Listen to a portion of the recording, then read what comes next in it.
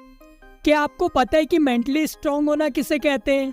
1914 में Thomas Alva Edison की factory पूरी तरीके से जलकर खाक हो गई। आग इतनी बुरी तरीके से लगी थी कि कुछ भी नहीं बचा था। उनको 23 मिलियन US$ का नुकसान हुआ था और एक प्रोटोटाइप जिस पर वो सालों से काम कर रहे थे वो भी जलकर बर्बाद हो गया। इस पूरी सिचुएशन को जानने के बाद थॉमस ने जिस तरीके से रिएक्ट किया वो पूरी तरीके से चौंकाने वाला था। इसे कहते हैं मेंटल टफनेस। पता है उन्होंने क्या कहा? थैंक गॉड मैं अभी तक जितनी भी मिस्टेक कर रहा था वो सारी जलकर खत्म हो गई।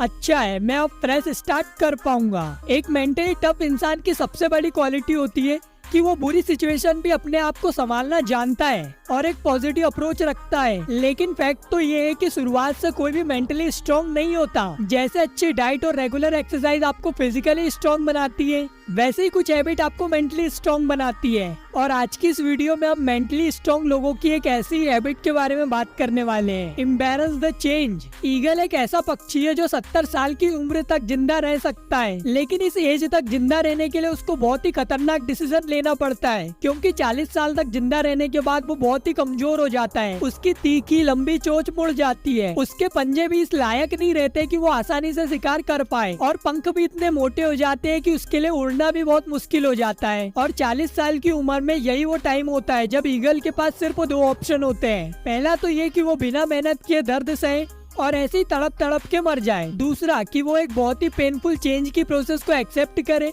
और अपने आप को मजबूत बना ले। ईगल की जिंदगी में ये प्रोसेस 150 दिन का होता है। इस प्रोसेस के लिए उस ईगल को किसी पहाड़ की चोटी पर जाकर बैठ जाना होता है और वहाँ से अपनी चोंच को तब तक किसी पत्थर पर मारते रहना पड़ता है जब तक वो टूटकर गिर न जाए। और पुरानी चोंच के गिर जाने के बाद वो नई चोंच के आने का वेट करता है, और फिर जब नई चोंच आ जाती है तो उस तीखी और लंबी चोंच से अपने पंजों को उखाड़ देता है और फिर नए पंजों के आने का इंतजार करता है। और जब नए पंजे आ जाते हैं तो उन्हीं पंजों से वो अपने मोटे और भारी पंखों को उखाड़ देता है ताकि नए और हल्के पंख उग जाए। और फाइनली बेहद दर्द के बाद एक ईगल अपनी जिंदगी की नई उड़ान भरता है और अपनी जिंदगी के बचे हुए 30 साल को जीना शुरू करता है। मतलब एक बात तो साफ है, अपने सर्वाइवल के लिए, अच्छा जीवन जीने के लिए चेंज को एक्सेप्ट करना पड़ता है। एक बात याद रखो कि जब बारिश होती है ना, तब सभी पक्षी छुपने के लिए कोई न कोई ठिकाना ढूंढते हैं, लेकिन सिर्फ बाजी एक ऐसा पक्षी है जो बचने के लिए ठिकाना ढूंढने की बजाय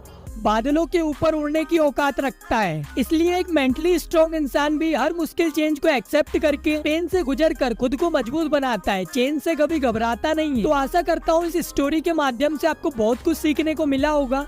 तो चलिए इस वीडियो को यहीं एंड करते हैं। वीडियो अगर अच्छी लगी हो तो वीडियो को लाइक कीजिए और चैनल को भी सब्सक्राइब कीजिए, जिससे आने वाली हमारी ऐसी वीडियो को आप देख पाएंगे। धन्यवाद, मिलते हैं अगली वीडियो में।